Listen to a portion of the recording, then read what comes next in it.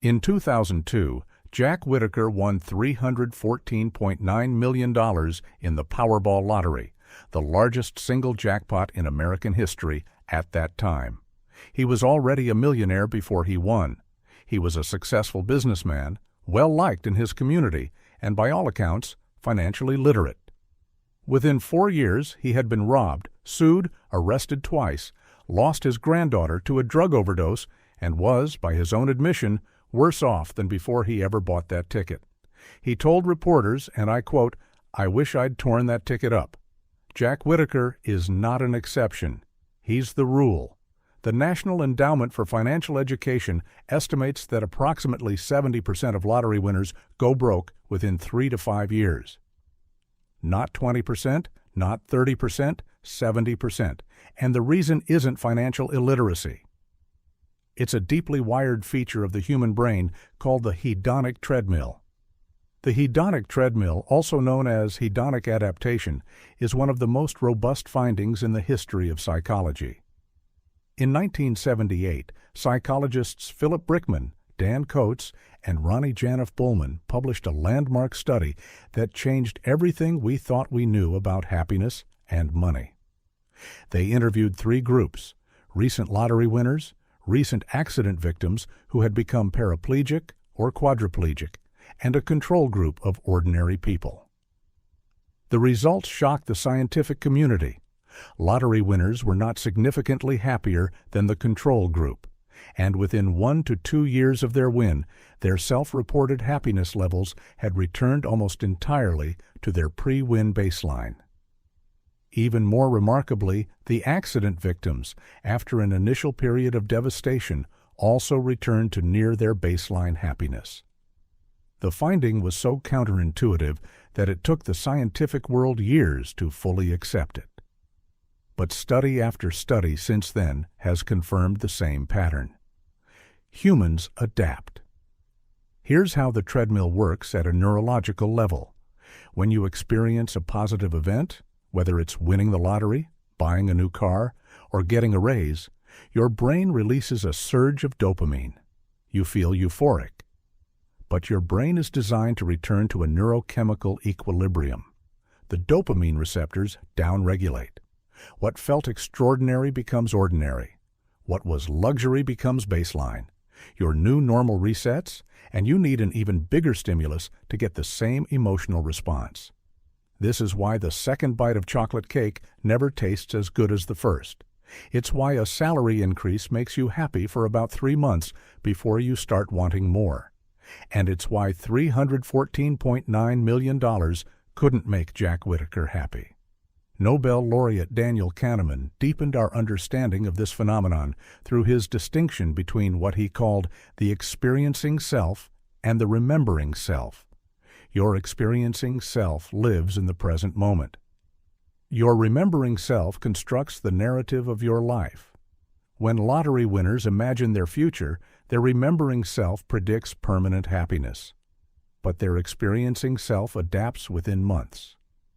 Kahneman's research showed that beyond a moderate income level, additional money produces diminishing returns on daily emotional experience. You don't feel 300 times happier with 300 times more money. You feel approximately the same. But the hedonic treadmill doesn't just explain why winning doesn't make you happier.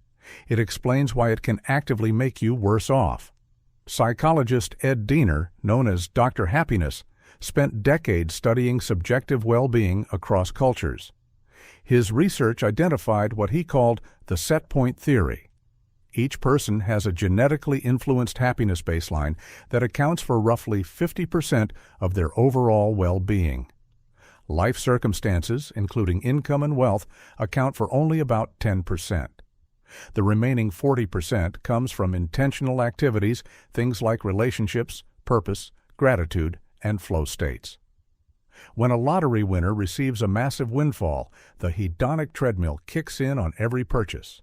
The mansion feels amazing for 3 months, then it's just where you live. The sports car is thrilling for 6 weeks, then it's just how you get to the store. And here's the cruel twist. Each upgrade raises the baseline. Once you've lived in a mansion, A normal house feels like deprivation. Once you've flown first class, economy feels unbearable. The treadmill doesn't just reset your happiness. It raises the minimum cost of maintaining your current emotional state. This creates what researchers call the lifestyle inflation death spiral. Your spending escalates to chase a happiness level that keeps moving further away.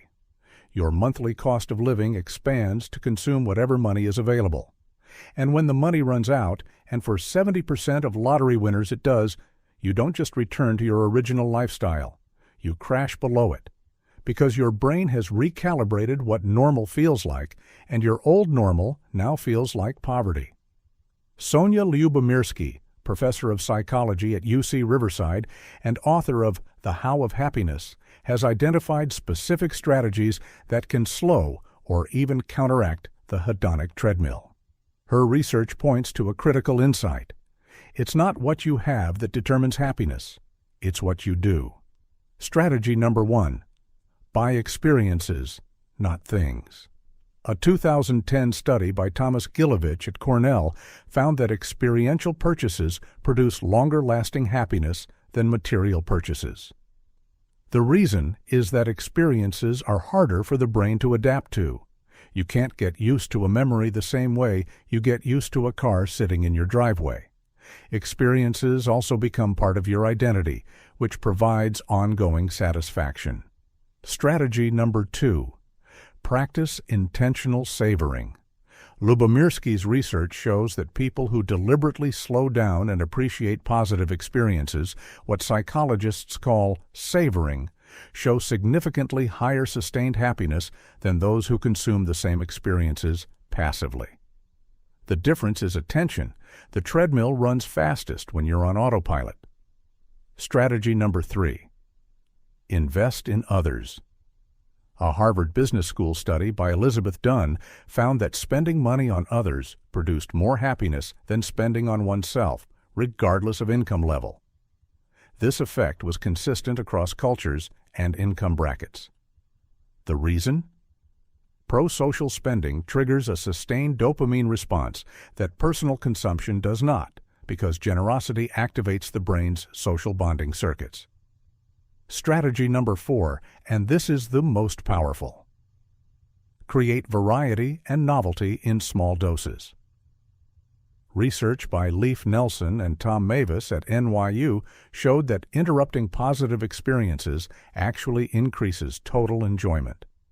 Taking breaks during pleasurable activities prevents full adaptation.